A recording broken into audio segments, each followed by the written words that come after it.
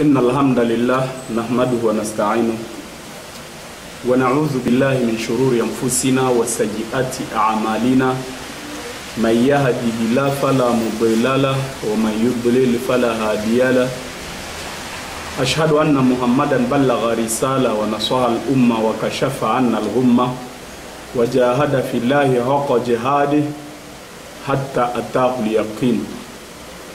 Tulisita wapi juzi? Naam, adillati nuqsan al-iman. Tulifika katika adillatu nuqsan al-iman.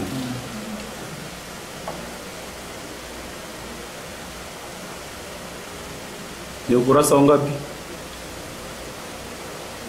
23.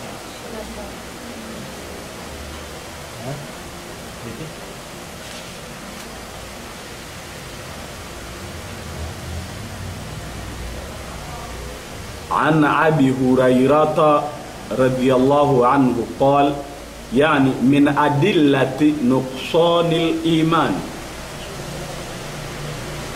miongoni mwa dalili zinazothibitisha imani kupungua. Ana Abi Hurairata radhiyallahu anhu qala, kutoka kwa Abu Huraira, Allah subhanahu wa ta'ala amridhie. Abu Huraira amesema, qala Rasulullah sallallahu alayhi wasallam, amesema mjumbe wa Allah subhanahu wa ta'ala Muhammadin sallallahu alayhi wasallam, al-imanu, imani bid'u wa sab'una shu'ubatan, ni makundi zaidi ya 70. Bid'u maana yake zaidi ya kimoja. Bid'u maana yake zaidi ya kimoja. Tumeelewana? Nisikilizeni vizuri, ni zaidi ya kimoja. Na ikaja nini? Sabun. Tumeelewana? Ina maana 70 na zaidi ya kimoja. Tumepata? Ina maana zaidi ya 70. Tumeelewana jamani? Halafu akaendelea akasema,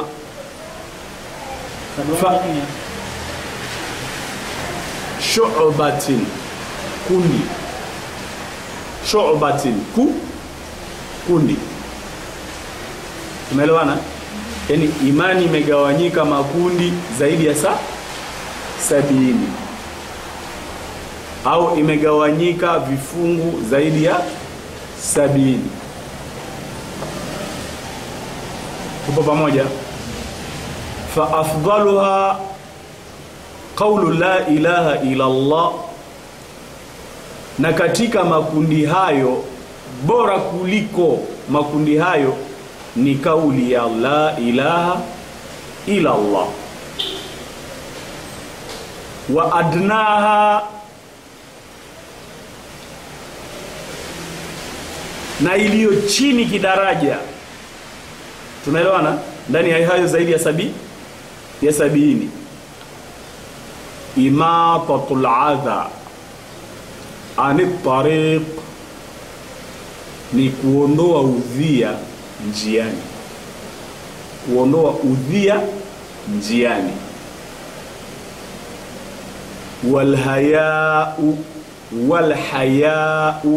Walhayau shu'batu min al-iman, na kuona haya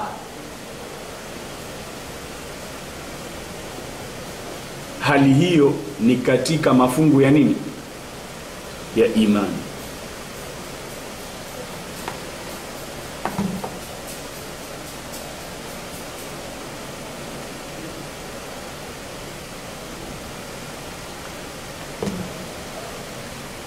Mumenipata lakini? Kwa hiyo hii hadithi, nani atatupatia wajihi dalala? Kitu gani kinachothibitisha katika hii hadithi kwamba imani yapungua?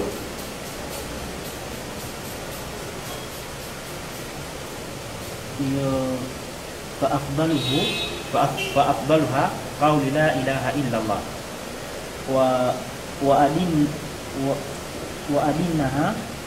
وأدناها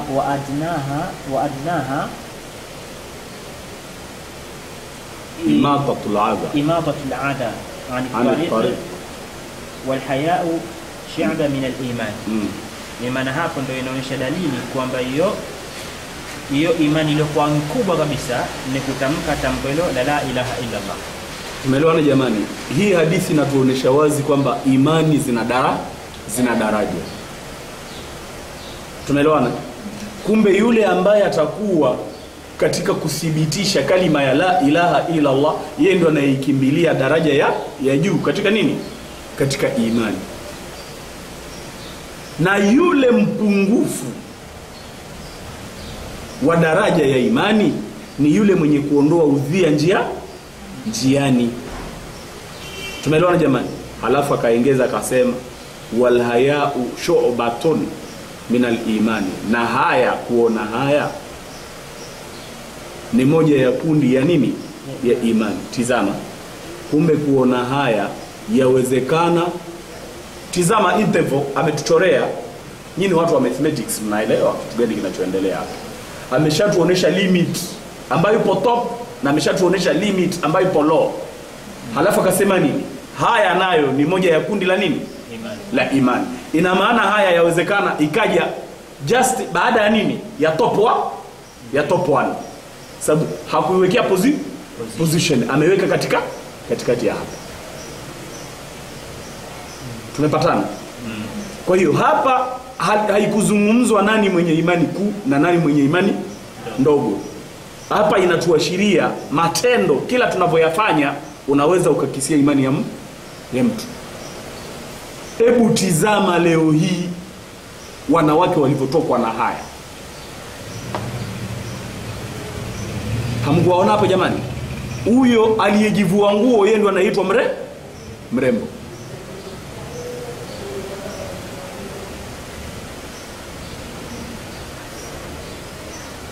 Na mtu kwa kuwa ataka aitwe mrembo, mwenyewe anavua kwa hiari, ametokwa na nini? Na haya. Halafu mtu akueleze kwamba watu wanalingana. Hebu tizama tunapopita njiani huku, badala ya kuondoa udhia njiani, sisi ndio tunaweka udhia. Halafu ndio mtu akueleze kwamba watu wanalingana imani.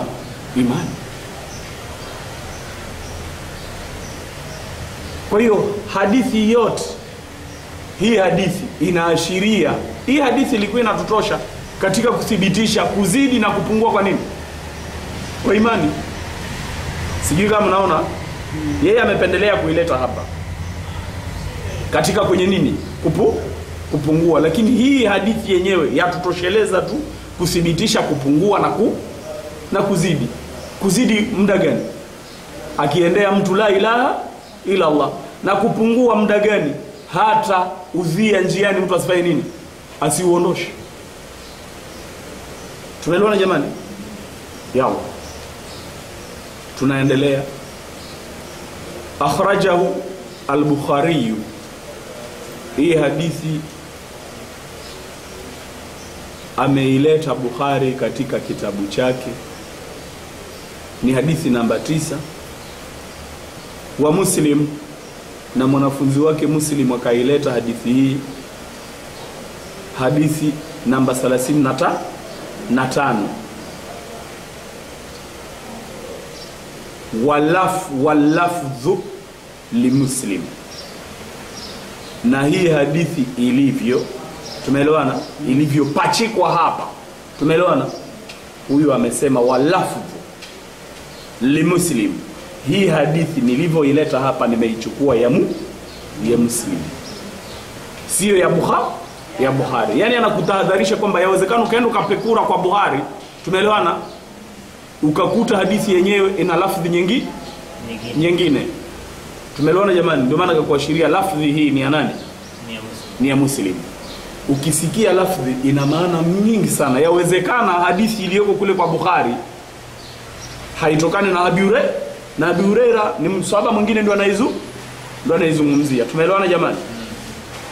Na atapozungumza kila mmoja atazungumza kwa lafzi yake. Mfano leo tukisema nimemuona hapo nje binti, wakienda wakitizama ni kigori, utasema kwamba si nimesema uongo. Nikija nikuelezeni jamani Sufyan Sultan nimemuona binti hapa chini, mkatoka mkamkuta ni kigori, mtasema nimesema uongo. Si binti ndio huyo. Nyinyi ndio mmemuita kigori, mimi nilimuita nani? Binti. Tunaendelea. Wa an Abi Sa'id al-Khudri radiyallahu anhu, na kutoka kwa baba yake Sa'id, ni katika watu wa ukoo wa Khudri. Qal, Saidi huyo baba yake Saidi amesema, sami'tu Rasulullah sallallahu alayhi wasallam, nilimsikia siku moja Rasulullah sallallahu alayhi wasallam yaqul, akisema, man ra'a minkum munkaran falyughayyirhu biyadi. Man ra'a minkum kati yenu, man yara yeyote atayeona, munkaran udhia jambo baya, minkum kati yenu, falyughayyiru biyadi, basi hilo baya alibadilishe kwa mkono wake. Fa ilam yastati, iwapo hatoweza kubadilisha kwa mkono, fabilisani, basi abadilishe kwa ulimi na aonye basi. Fa ilam yastati, iwapo hatoweza, fabiqalbi, basi na moyoni kwake, basi na achukie, asishadikie, asiwaashirie watu kana kwamba ana support. Watu waone wazi tu kwamba fulani hana uwezo wa kulikataza hili, lakini kupenda hakufanya nini? Hakufurahishwa nalo. Wadhalika adhaful iman, na hali hiyo ya kufanya nini? Ya kuchukia moyoni, ndio udhaifu wa nini? Wa imani. Unaona hadithi hii imetuonesha daraja za imani kwa daraja tatu. Iliyotangulia imetuonesha daraja za imani kwa daraja 70 na zaidi. Hii ikasema daraja la imani iliyo juu ni wewe kuliona baya, kuliona tu hivi moja kwa moja, ufanye nini? Uliondoshe kwa mkono. Ikiwa hutoweza, huna daraja ya imani hiyo, sababu kuondosha kwa mkono kuna kuzuiwa mkono. Utapozuiwa mkono, yawezekana ukazuiwa mkono kwa kubinywa. Tumeelewana jamani? Utapobinywa pengine usikubali, ikazua mambo, ukaona niachie. Ndio anasema Rasul, iwapo hutoweza kubadilisha kwa mkono, basi fanya nini? Ondoa kwa ulimi. Kemea, hili silo. Na kwa nini lifanyike hili? Daraja la tatu, hukuweza pia hili, basi usiwasapoti watu katika wanalo lifanya. Wape mgongo, waelewe wazi kwamba umeondoka ajili ya nini? Ya hilo linalofanya. Sijui kama tumepatana jamani. Hadithi hii watu wanaitumia vibaya.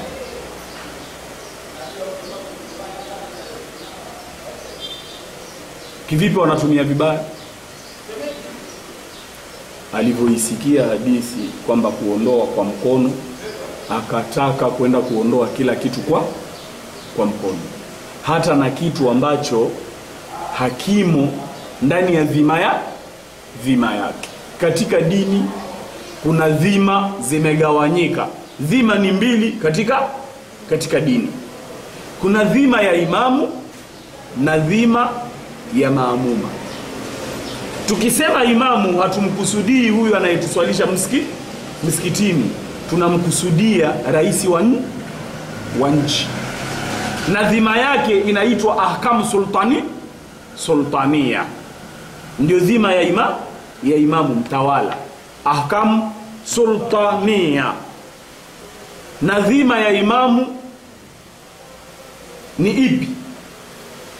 Ni katika aliyosema Rasulullah sallallahu alaihi wasallam, kulukum ra'i wa kulukum mas'ul anir ra'iyya. Mnaikumbuka hiyo hadithi? Kila mmoja wenu ni mchunga na kila mmoja ataulizwa kwa kila alichokichunga. Hii hadithi ndio inatubainishia vipi kufanyia kazi hii hadithi ya maramikum munkaran. Yalla, tutapomuona hapa mtalii katuvalia chupi kama mnapoona, tumeelewana jamani? Ukaanza kumsakama mtalii, tumeelewana? Tutakuambia si dhima ya ni dhima ya nani?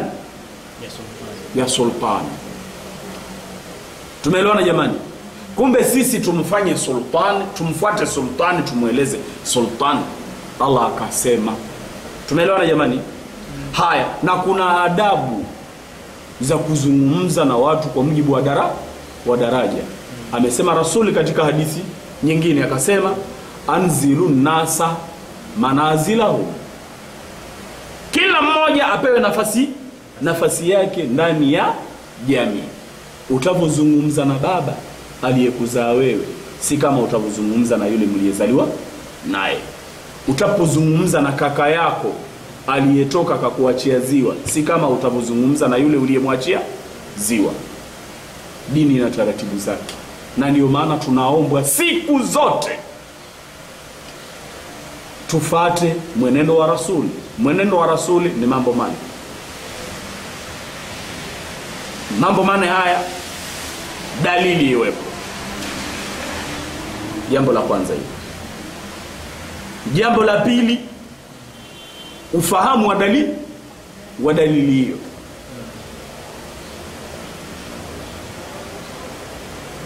Jambo la tatu, vipi Rasuli alifanyia kazi, tatbik. Jambo la nne,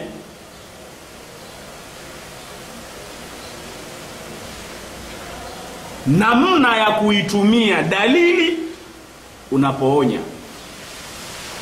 Mmenipata? Haya mambo mane ndio yanoitwa manhaj. Ndio njia za Rasuli. Mfano, ya Maryam sujudi warkai. Aya yazungumzia ibada ya Maryam. Ameanza kuamrishwa kusujudu kabla ya kufanya, kabla ya kuruku. Rasuli katika kutekeleza ibada yeye akaanza kuruku kabla ya nini? Ya sijida. Ndio maana aya au dalili yoyote haichukuliwi kama ilivyochukuliwa. Lazima ujiulize haya mambo mane. Lipi jamani? La kwanza, dalili ambayo ni hadithi au aya. La pili, ufahamu wa dalili. Tumeelewana? Sababu kuna dalili nyingine watu wanazifahamu vibaya. Mfano,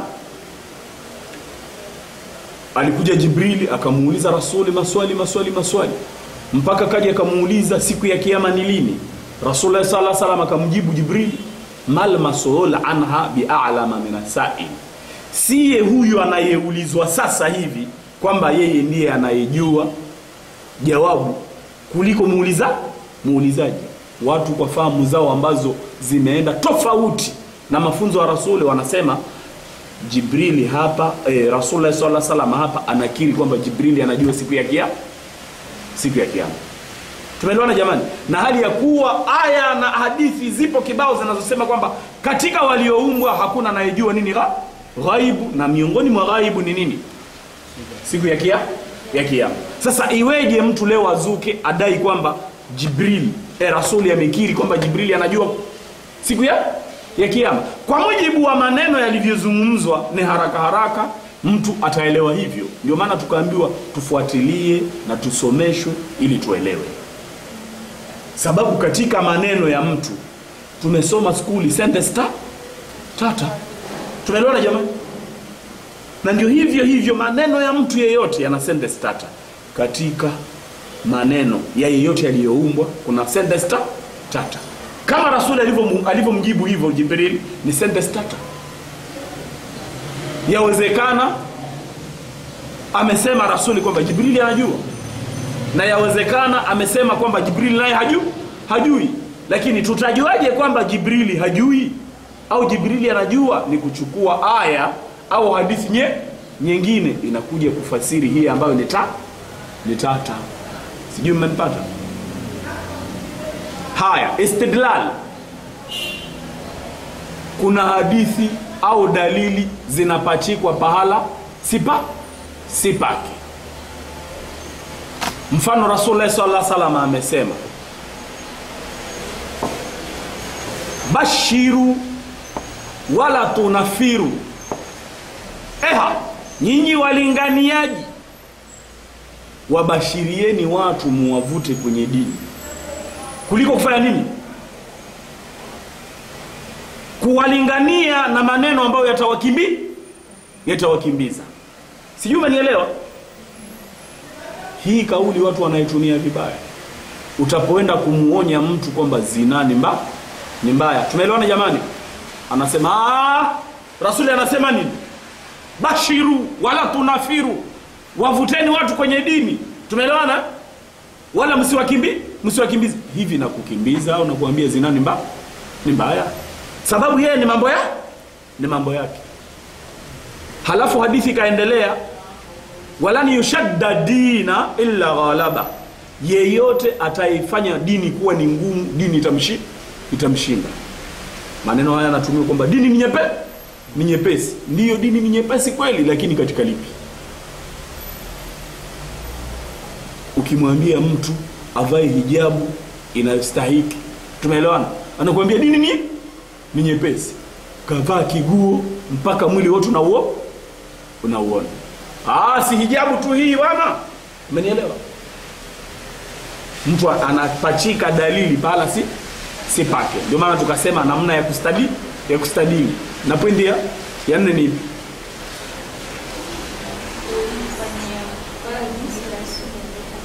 kuifanyia kazi, tatbik. Tumeelewana? Tatbik. Kwa hiyo tumeshazungumzia kwamba ithibiti ya hadithi au aya na nini na ufahamu. Halafu nini? Vipi kuitumia.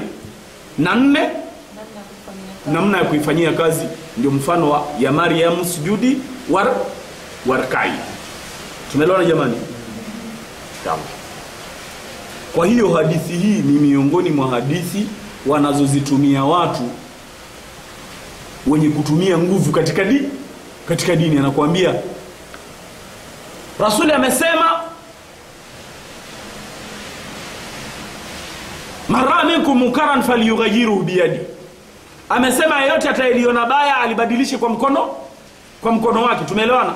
Lakini ukashangaa akaenda akachupia mambo ambayo hayapo kwenye dhima yake.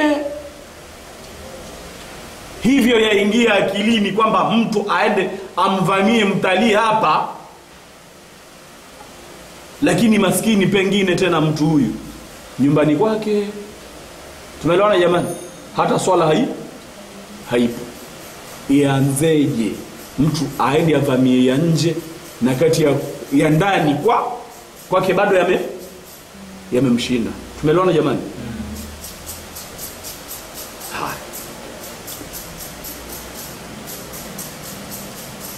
Ndio ukasikia dini nyepesi. Muda gani ndio utamwambia hili sio lako, ni la sultan. Usije ukajitwika mzigo sio wa. Maana hawa ni wageni wa sultan ndio aliyoingiza humu. Angewaambia mapema kabla ya kuja vaeni. Tumeelewana? Wangefanya nini? Wangevaa hawa, usiwavamie, sio lao. Aende aulizwe sultan, na kwenda kumuuliza sultan kuna njia zake.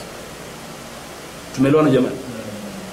sultan hawezi kuulizwa vyovyote. Hapana, pia ni kasoro katika dini, sababu Rasul amesema anzilu nasa manazilahu, kila mmoja apewe daraja lake katika dini. Yalla, tunaingia katika dalili nyingine.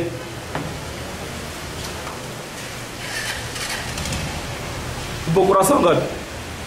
24. Haya, tunaingia katika mlango wa ihsan. Tumeelewana? Al-ihsan raknun wahid.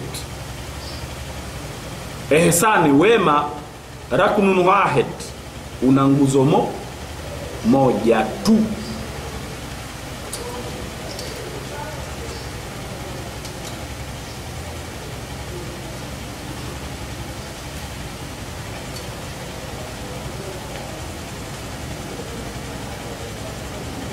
ثم اعلم أن رسول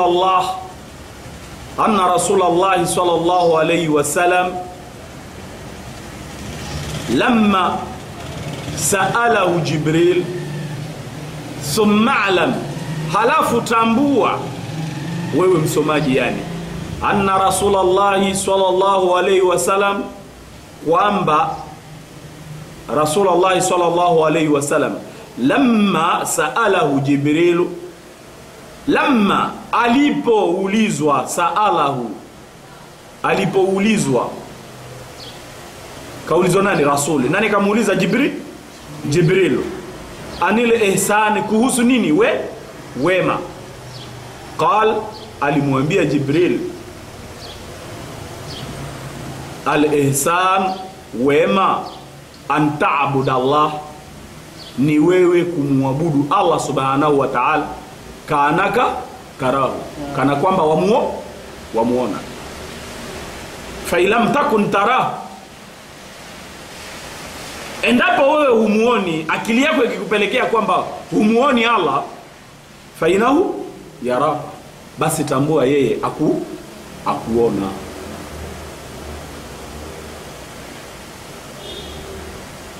Tupo pamoja? Hakuna wema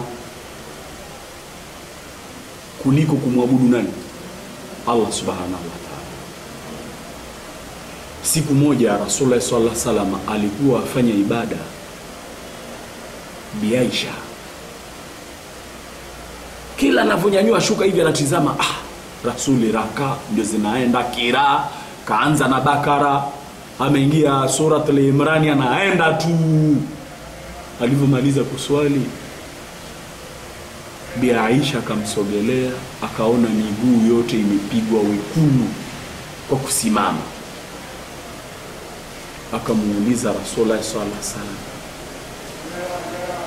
ewe mjumbe wa Allah subhanahu wa ta'ala, umesamehewa yaliyopita, lau kana kwamba yangekuwepo, na umesamehewa yajayo, lau kama yatakuwepo. Sasa hali hii tena ndio wasimama. Rasulullah sallallahu alaihi wasallam alimjibu akamweleza, ya Aisha, afala akuna abdan shakura, ewe Bi Aisha, hutaki mimi niwe ni mja mwenye kushukuru?